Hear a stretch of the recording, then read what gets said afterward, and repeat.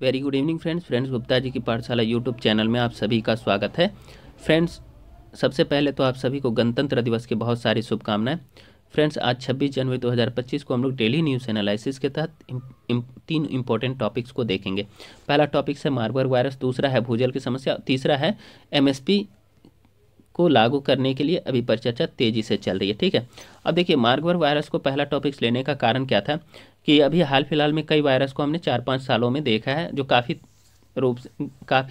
मतलब बृहद पैमाने पर सामाजिक, आर्थिक और स्वास्थ्य क्षेत्र को काफ़ी प्रभावित किया है। ठीक है, तो इससे लोगों के जनजीवन को काफ़ी अस्त व्यस्त किया है। तो इसीलिए अब मान लीजिए किसी प्रकार के वायरस से रिलेटेड अगर क्वेश्चन देता है मेंस में, तो इसको उसी के साथ रख करके हम एक प्रभावपूर्ण उत्तर लिख सकते हैं। ठीक है, अब जैसे हमने देखा है कि हाल फिलहाल के दिनों में कोरोना वायरस के बाद मंकी पॉक्स वायरस के अभी बाद तुरंत ही हमने देखा कि अभी हाल फिलहाल में मतलब यही 10 दिन पहले HTMV वायरस चाइना में तो हल्का मचाया हुआ था। अब फिर हम पढ़ रहे हैं कि मार्बर्ग वायरस अफ्रीका जैसे कंटिनेंट में तेज़ी से फैल रहा है। तो उसी से रिलेटेड हम लोग ये टॉपिक्स को देख रहे हैं। ठीक है, चलिए क्या है, तंजानिया में कागेरा क्षेत्र में मार्बर्ग वायरस रोग के प्रकोप की पुष्टि होने के बाद केनिया ने हाल ही में देश में हाई अलर्ट जारी किया है। ठीक है, अब मुख्य तथ्य इसमें क्या है, केनिया में मामला हालांकि केनिया में अभी तक कोई मामला दर्ज नहीं किया गया, लेकिन महत्वपूर्ण सीमा पर आवाजाही के कारण देश उच्च जोखिम में बना हुआ है। अब देखिए केनिया की तैयारी और उपाय क्या है। केनिया के स्वास्थ्य मंत्रालय वायरस के संभावित प्रसार को कम करने के लिए एक तैयारी और प्रतिक्रिया योजना विकसित कर रहा है। ठीक है, अब देखिए मार्बर्ग वायरस के लक्षण क्या है। देखिए मार्बर्ग वायरस के लक्षण, MVD के लक्षणों में तेज बुखार आना, सिर दर्द होना, अस्वस्थता आना, मांसपेशियों में दर्द, ऐंठन, मचली, उल्टी और गैर खुजली वाले चकत्ते शामिल हैं। अब इसका संचरण कैसे हो रहा है। मार्बर्ग वायरस फलों पर बैठने वाले चमगादड़ों से मनुष्यों में फैलता है। ठीक है, और संक्रमित लोगों के शारीरिक तरल पदार्थ के सीधे संपर्क से फैल जाता है। ठीक है, चलिए अब नेक्स्ट हम लोग देखेंगे भारत में न्यूनतम समर्थन मूल्य को वैध बनाने यानी लीगल बनाने पर परिचर्चा तेजी से हो रही है। देखिए MSP की चर्चा क्यों तेजी से हो रही है, क्योंकि आज के डेट में जो है एग्रीकल्चर जो है एक काफ़ी महंगा व्यवसाय हो गया है, या उसकी खेती करना काफ़ी महंगा पड़ रहा है और किसानों को जो हो रहा है कि घाटे का यह सौदा होते जा रहा है। तो इसीलिए किसान जो है MSP की डिमांड कर रहे हैं ताकि उनकी एक आय को सुनिश्चित किया जा सके। ठीक है, तो इसी से रिलेटेड हम लोग देखेंगे MSP के सामने क्या चुनौतियां हैं। दूसरा इसमें होगा कि आखिर इसको लागू न करने के पीछे क्या कारण है और क्या तर्क दिए जाते हैं। ठीक है, और अगर इसको लागू किया जाता है तो इसके क्या बेनिफिट होंगे, इन सभी चीज़ों को देखेंगे। और इतिहास में इससे रिलेटेड MSP को से रिलेटेड क्या इतिहास रहा है, इसको इन सभी चीज़ों को एक एक करके हम लोग यहाँ पर देखेंगे। चलिए, हाल के वर्षों में न्यूनतम समर्थन मूल्य के वैधीकरण यानी लीगलाइज पर चर्चा तीव्र हो गई है। हालांकि इस कदम के पीछे किसानों की आय को सुरक्षित रखना है, लेकिन इसके क्रियान्वयन में महत्वपूर्ण आर्थिक, तार्किक और प्रणालीगत जोखिम भी है। अब सूचित नीति निर्माण के लिए इसके लाभों और कमियों का संतुलित मूल्यांकन बहुत ही आवश्यक हो जाता है। ठीक है, अब चलिए न्यूनतम समर्थन मूल्य आखिर क्या है उसके बारे में हम लोग देख न्यूनतम समर्थन मूल्य के संबंध में तो या फिर उसके बारे में हम लोग परिभाषा क्या है, इसका कार्यान्वयन कौन करता है, इन सभी को पहले हम लोग देख लेते हैं। देखिए MSP क्या है। MSP किसानों को उनकी उपज के लिए न्यूनतम मूल्य सुनिश्चित करके कीमतों में तीव्र गिरावट से बचाने के लिए एक सरकारी नीति है। MSP मतलब मिनिमम सपोर्ट प्राइस। ठीक है, अब देखिए कार्यान्वयन इसका कौन करता है। तो MSP का कार्यान्वयन कृषि लागत और मूल्य आयोग यानी CACP की सिफारिश के आधार पर विशिष्ट फसलों के लिए बुआई के मौसम के प्रारंभ में घोषित किया जाता है। ठीक है, अब इसका उद्देश्य क्या है, MSP या न्यूनतम समर्थन मूल्य का उद्देश्य क्या है। तो देखिए इसका उद्देश्य है कि आय एवं खाद्य सुरक्षा, उत्पादन को प्रोत्साहित करना और बाजार स्थिरता सुनिश्चित करना है। अब इसका MSP का ऐतिहासिक संदर्भ क्या है। देखिए सबसे पहले क्या होता है, 1960 के दशक में कृषि उत्पादन को प्रोत्साहित करने और खाद्य सुरक्षा प्राप्त करने के लिए खाद्यान्न की कमी के दौरान MSP की शुरुआत की गई थी। इंपॉर्टेंट है। अब केझा समिति, एक समिति की चर्चा हो रही, केझा समिति, जिन्होंने किसानों को बाजार की अस्थिरता से बचाने के लिए MSP का समर्थन किया था। अब इसका विकास कैसे हुआ। प्रारंभ में जो है एमएसपी का विकास जो है प्रारंभ में इसका ध्यान गेहूं और चावल पर था, लेकिन अब इसमें अनाज, दालें, तिलहन और वाणिज्यिक फसलों सहित 23 फसलें शामिल है। कुल मिलाकर के बोला जाता है 22 + 1, एक में क्या है, इसमें 23वां फसल जो है इसमें कौन सा है, तो गन्ना है। ठीक है, तो गन्ने के बारे में तो 22 + 1 ये बोला जाता है। ठीक है, तो गन्ने के मूल्य निर्धारण के लिए विशेष प्रावधान 2009 में उचित और लाभकारी मूल्य यानी एफआरपी प्रणाली में विकसित हुए थे। अब एमएसपी को वैध बनाने के विरुद्ध क्या तर्क हैं, आखिर इसको क्यों नहीं लागू किया जा सक रहा है। ठीक है, तो देखिए इसके पीछे तर्क ये है, राजकोषीय अस्थिरता है पहला। ठीक है, दूसरा है बाजार विकृतियां, तीसरा है अकुशल संसाधन का उपयोग, चौथा है भंडारण और बुनियादी ढांचे की चुनौतियां। ठीक है, पांचवा है अकुशलता को बढ़ावा, छठा है मुद्रास्फीति का दबाव, सातवां है प्रशासनिक जटिलताएं, फिर इसका व्यापार पर प्रभाव। ये सभी जो है समस्या, फिर राज्य की नीति में बदलाव करना होगा, ये भी इम्पोर्टेंट है। तो ये सभी तर्क जो है इसको नहीं लागू करने के पीछे दिए जाते हैं। ठीक है, तो चलिए एक एक करके अब हम लोग देखते हैं तो एमएसपी को वैध बनाने के विरुद्ध क्या तर्क है। देखिए पहला तो बोला जाता है राजकोषीय अस्थिरता का कारण बताया जाता है। ठीक है, राजकोषीय अस्थिरता, एक सार्वभौमिक एमएसपी समर्पित खरीद प्रणाली की लागत वार्षिक 17 लाख करोड़ रुपए से अधिक हो सकती है। ठीक है, जिससे भारत की राजकोषीय क्षमता पर दबाव पड़ेगा। वर्तमान में एमएसपी खरीद केवल गेहूं और चावल तक सीमित है और इसे सभी फसलों तक विस्तारित करना अस्थिर होगा। ठीक है, हालांकि अभी 22 फसल दे रहा है। अब बाजार की विकृतियां क्या है, तो अधिक उत्पादन, किसान उच्च एमएसपी फसलों पर ध्यान केंद्रित कर सकते हैं, जिससे धान जैसी जलगहन फसलों की अधिकता और दालों जैसी आवश्यक फसलों की कमी हो सकती है, जिसका अभी हम लोग समस्या भी देख रहे हैं। ठीक है, अब देखिए अकुशल संसाधन उपयोग। ठीक है, अब जल संकट वाले क्षेत्रों में जलगहन खेती को बढ़ावा मिलता है। भंडारण और बुनियादी ढांचे की चुनौतियां, तो भंडारण और बुनियादी ढांचे की भी चुनौतियां, अतिरिक्त उत्पादन को संभालने के लिए अपर्याप्त भंडारण क्षमता है, जिससे बर्बादी होती है, और परिवहन, भंडारण और वितरण में रसद संबंधी बाधाएं, विशेष रूप से जल्दी खराब होने वाली वस्तुओं के लिए। ठीक है, अकुशलता को बढ़ावा मिलेगा। अब देखिए यहाँ पर यह भी तर्क दिया जाता है, गारंटीकृत खरीद किसानों को आधुनिक कृषि पद्धतियों को अपनाने या उच्च मूल्य वाली फसलों में विविधता लाने से यह क्या कर सकती है, रोक सकती है। वैश्विक बाजारों में भारतीय कृषि की प्रतिस्पर्धात्मकता में कमी आएगी अगर एमएसपी को बोला जाता है, अगर हम लोग लागू कर देते तो। फिर नेक्स्ट में बोला जाता है मुद्रास्फीति का भी दबाव है। ठीक है, मुद्रास्फीति दबाव, सरकारी खरीद की उच्च लागत से खाद्य पदार्थों की कीमतें बढ़ सकती हैं, जिसका कम आय वाले परिवारों पर क्या पड़ेगा, प्रतिकूल प्रभाव पड़ सकता है। प्रशासनिक जटिलताएं भी हैं इसको न लागू करने के पीछे। तो प्रशासनिक जटिलताएं क्या क्या है, लाखों किसानों के लिए खरीद का प्रबंधन करने से अकुशलता, भ्रष्टाचार और देरी हो सकती है। सार्वजनिक वितरण प्रणाली यानी पीडीएस के साथ विगत अनुभव लीकेज और परिचालन चुनौतियों के जोखिम को प्रकट करते हैं। बोला इस प्रकार के अनुभव जो है, इस प्रकार के जो अभी हमने जो सार्वजनिक वितरण प्रणाली यानी पीडीएस सिस्टम में हमने इस प्रकार की खामियां देखी है, कुल मिलाकर के यही बोल रहा है इस पॉइंट। तो इसलिए इस प्रकार की समस्या एमएसपी में भी आ सकती है, इसीलिए संदर्भित इसको किया जा रहा है। व्यापार पर प्रभाव, एमएसपी संचालित निर्यात वैश्विक बाजारों में अप्रतिस्पर्धी हो सकता है, जिससे कृषि व्यापार में भारत की हिस्सेदारी कम भी हो सकती है। ठीक है, राजनीति में बदलाव। ठीक है, तो संविधान के अंतर्गत कृषि एक राज्य विषय है और राज्य विशिष्ट नीतियां सभी के लिए एक ही आकार के एमएसपी दृष्टिकोण को अव्यावहारिक बनाती है। ठीक है, एमएसपी को वैध बनाने के पक्ष में क्या क्या तर्क दिया हुआ है। पहला तो ये दे रहे हैं किसानों की वित्तीय सुरक्षा होगी, दूसरा ये बोलते हैं जोखिम कवरेज करेगा, तीसरा बोलता है फसलों का विविधीकरण होगा, चौथा बोल रहे बाजार में स्थिरीकरण आएगा। ठीक है, तो ये 4 पॉइंट इसमें दिया जा रहा है। ठीक, तो अब देखिए इन चारों का एक एक करके हम लोग एनालाइज करेंगे। ठीक है, अब पहला पॉइंट बोला एमएसपी को वैध बनाने के पक्ष में तर्क क्या है, तो पहला दिया जाता है वित्तीय सुरक्षा।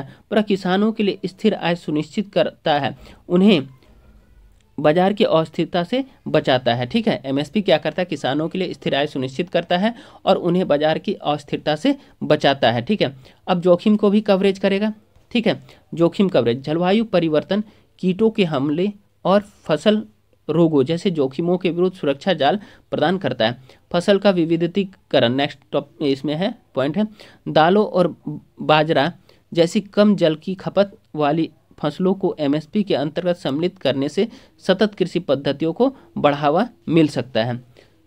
चौथा पॉइंट है बाजार स्थिरीकरण। देखिए एमएसपी एक बेंचमार्क मूल्य के रूप में कार्य करता है, शोषणकारी प्रथाओं को हतोत्साहित करता है और किसानों के लिए उचित मुआवजा सुनिश्चित करता है, एमएसपी या न्यूनतम समर्थन मूल्य। चलिए अब ये दोनों पक्ष और विपक्ष में जो तर्क दिए जा रहे हैं, ठीक है, तो ये तो ठीक है, लेकिन अब अगर ये नहीं लागू किया जा रहा है तो और किसानों की मांग या जो एग्रीकल्चरल हैं उनकी मांग और सरकार की मांगों के बीच में सामंजस्य में कमी आ रही है कि दोनों की कुछ ना कुछ समस्याएं हैं, तो इन समस्याओं के समाधान के लिए कुछ वैकल्पिक उपाय भी किए जा सकते हैं। तो वो वैकल्पिक उपाय जो है यहाँ सुझाए गए हैं, देखते हैं हम लोग क्या है। वैकल्पिक उपाय क्या होना चाहिए? फसल विविधीकरण को मजबूत करना होगा, ठीक है, फसल बीमा का विस्तार करना होगा, ठीक है, बुनियादी ढांचे में निवेश भी आवश्यक है, अनुबंध खेती को प्रोत्साहित करना बोल रहा है, ये भी एक क्या है उपाय है, वैकल्पिक उपाय है। तो इन सभी को एक एक करके हम लोग देखते हैं। चलिए फसल विविधीकरण को मजबूत करना पहला है, वैकल्पिक उपाय हो सकता है फसल विविधीकरण को मजबूत करना। कुछ फसलों पर अत्यधिक निर्भरता को कम करने के लिए सतत फसल पैटर्न को बढ़ावा देना होगा। फसल बीमा का विस्तार, मूल्य जोखिम और जलवायु आघातों को कवर करने के लिए प्रधानमंत्री फसल बीमा योजना PMFBY के दायरे को व्यापक बनाना होगा। बुनियादी ढांचे में निवेश आवश्यक है, बुनियादी ढांचे में निवेश, कोल्ड स्टोरेज सुविधा, कुशल परिवहन नेटवर्क और कटाई के बाद प्रसंस्करण इकाइयाँ विकसित करना, ठीक है, अनुबंध खेती को प्रोत्साहित करना, बेहतर बाजार संपर्क और गारंटीकृत रिटर्न के लिए सार्वजनिक निजी भागीदारी को बढ़ावा देना।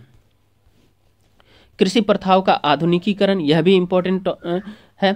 उन्नत कृषि तकनीकों को अपनाने के लिए प्रशिक्षण और सब्सिडी प्रदान करना।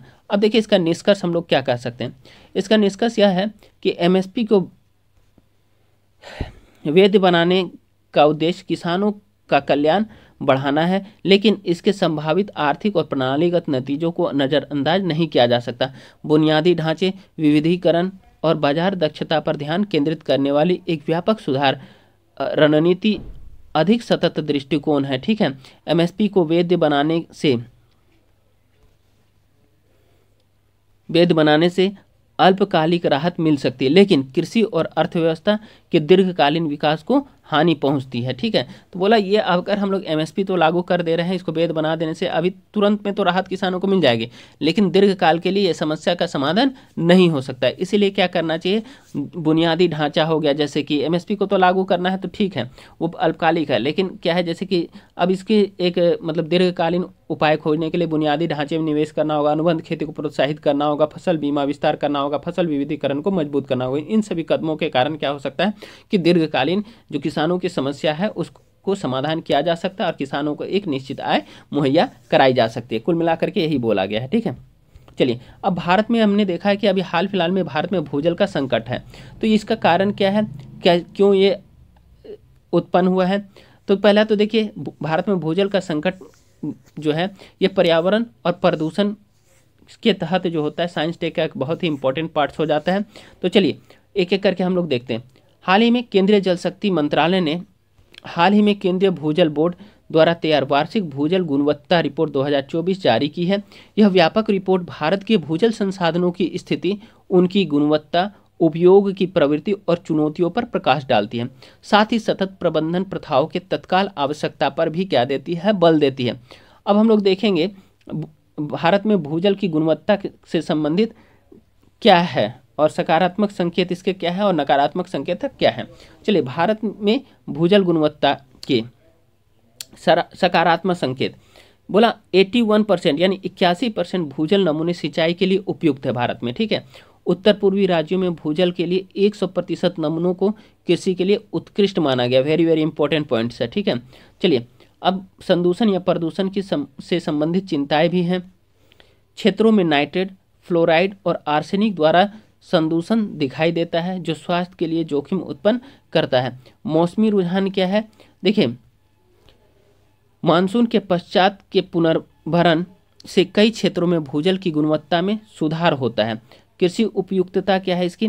तो देखिए, सोडियम सोखना अनुपात यानी SAR और अवशिष्ट सोडियम कार्बोनेट यानी RSC के अनुकूल स्तर सिंचाई क्षमता को बढ़ाते हैं। हालांकि कुछ क्षेत्रों में उच्च सोडियम सामग्री मिट्टी के क्षरण का कारण बन सकती है, जिसके लिए लक्षित हस्तक्षेप की आवश्यकता होती है।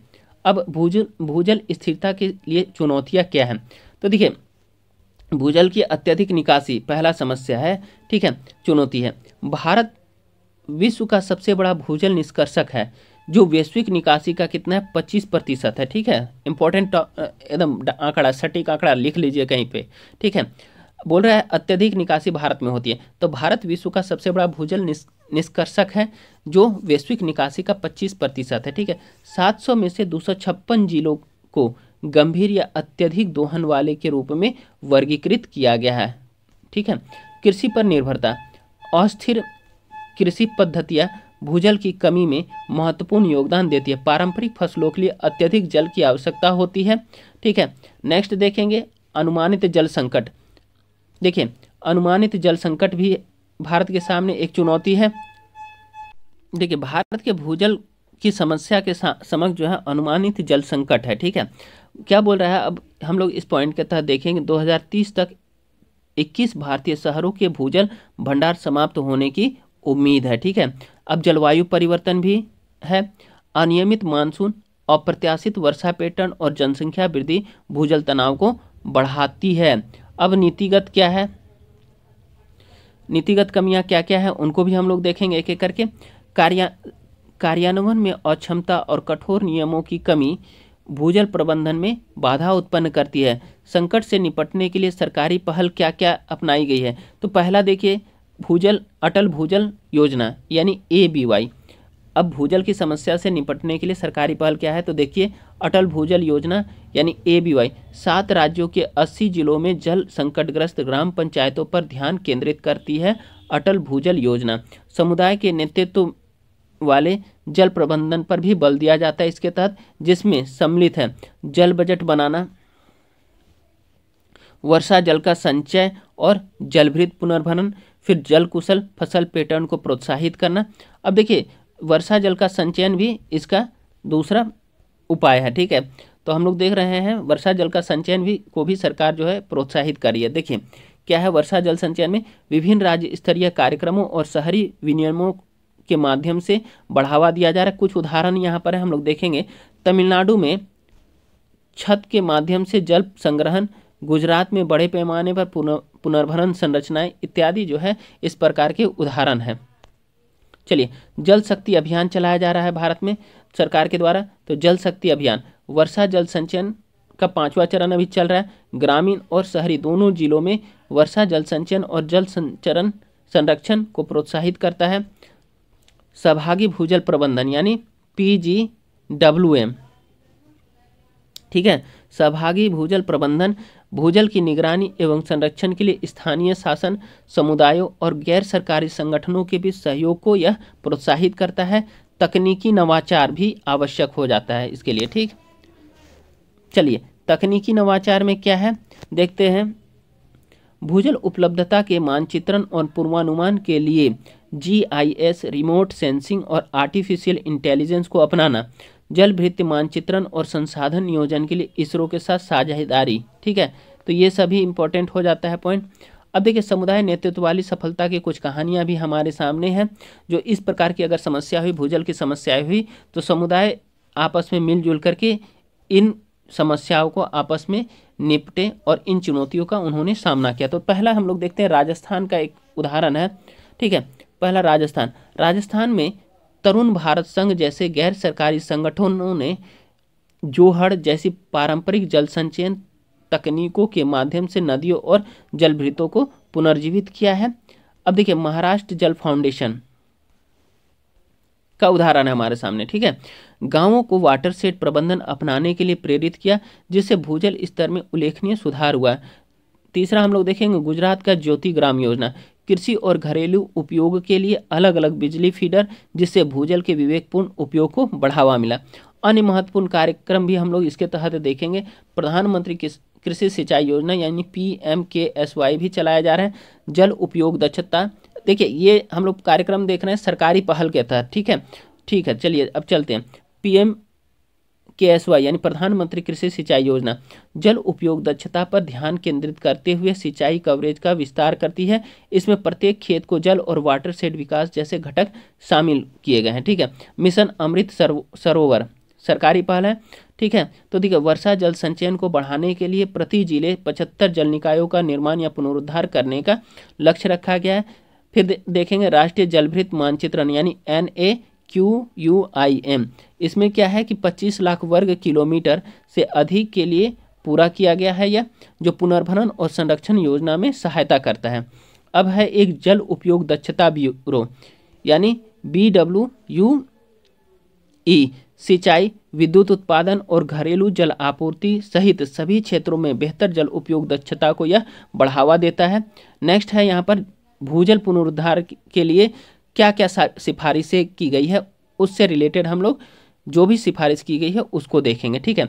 यानी देखिए अब आगे बोल रहा है भूजल पुनरुद्धार के लिए प्रमुख सिफारिशें। देखिए सिफारिश क्या है, नीतियों और विनियमन को मजबूत बनाना, अत्यधिक किसी निकासी को रोकने के लिए सख्त कानून लागू करना, स्थानीय स्तर पर नीति कार्यान्वयन में जवाबदेही सुनिश्चित करना, ठीक है। अब सतत कृषि पद्धतियों को बढ़ावा देना भी है, ठीक है। सतत कृषि पद्धतियों को बढ़ावा देना, जल की मांग को कम करने के लिए सूक्ष्म सिंचाई, ड्रिप सिस्टम और फसल विविधीकरण को प्रोत्साहित करना। ड्रिप सिस्टम, स्प्रिंकलर, तो इस तरह से हम लोग इन पद्धतियों को हम लोग अपना करके सतत कृषि को बढ़ावा दे सकते हैं, ठीक है। सफल मॉडलों का कुछ विस्तार भी किया जा रहा है, ठीक है, जैसे कि अटल भूजल योजना और PGWM जैसी पहलों को देश भर में विस्तार करना। प्रौद्योगिकी संचालित समाधान भी किया जा रहा है। वास्तविक समय की निगरानी और पूर्वानुमानित योजना के लिए आर्टिफिशियल इंटेलिजेंस और GIS जैसी उन्नत तकनीकों में निवेश करना होगा। फिर जन जागरूकता और व्यवहार परिवर्तन, जन जागरूकता लाना होगा और व्यवहार में परिवर्तन लाना भी आवश्यक होता है। शिक्षा और सामुदायिक भागीदारी के माध्यम से भूजल संरक्षण के बारे में जागरूकता बढ़ाना भी है, ठीक है। अब नेक्स्ट बोल रहा है जलवायु का लचीला जल प्रबंधन अपनाना भी आवश्यक हो जाता है। तो जलवायु लचीला जल प्रबंधन, अनियमित वर्षा और सूखे के प्रति संवेदनशील क्षेत्रों के लिए आकस्मिक योजनाएं विकसित करना होगा, ठीक है। तो ये सभी चीजें अब इसका हम लोग निष्कर्ष देखेंगे, ठीक है। भूजल पर भारत की निर्भरता के लिए एक समग्र दृष्टिकोण की आवश्यकता है, ठीक है, जो नीतिगत सुधारों, तकनीकी नवाचारों एवं समुदाय के नेतृत्व वाले प्रयासों को एकीकृत करता है। जबकि एक मिनट, अटल भूजल वर्षा जल संचयन और जलभृत मानचित्रण जैसी पहल सही दिशा में कदम है। अत्यधिक निकासी, नीतिगत अंतराल तथा जलवायु परिवर्तनशील चुनौतियों पर तत्काल ध्यान देने की भी आवश्यकता है। सामूहिक जिम्मेदारी को भी बढ़ावा देना और सतत प्रथाओं को अपनाने से भारत अपने 1.4 बिलियन नागरिकों के लिए जल सुरक्षा सुनिश्चित कर सकता है तथा भविष्य की पीढ़ियों के लिए इस महत्वपूर्ण संसाधन को संरक्षित कर सकता है। फ्रेंड्स, आज का सेशन यहीं समाप्त होता है, ठीक है। कल फिर से हम नए फ्लेवर के साथ फिर आपके समक्ष प्रस्तुत होंगे। फ्रेंड्स, आप लोग मेरे चैनल को लाइक, सब्सक्राइब, शेयर और कमेंट अवश्य करें, ठीक है। देखिए मेहनत करते हैं भाई, तो सब्सक्राइब तो करना आप लोगों को भी बनता है, ठीक है, और शेयर भी करें अगर आप लोगों को सेशन अच्छा लग रहा है तो। बहुत बहुत धन्यवाद आप लोगों का। Good night.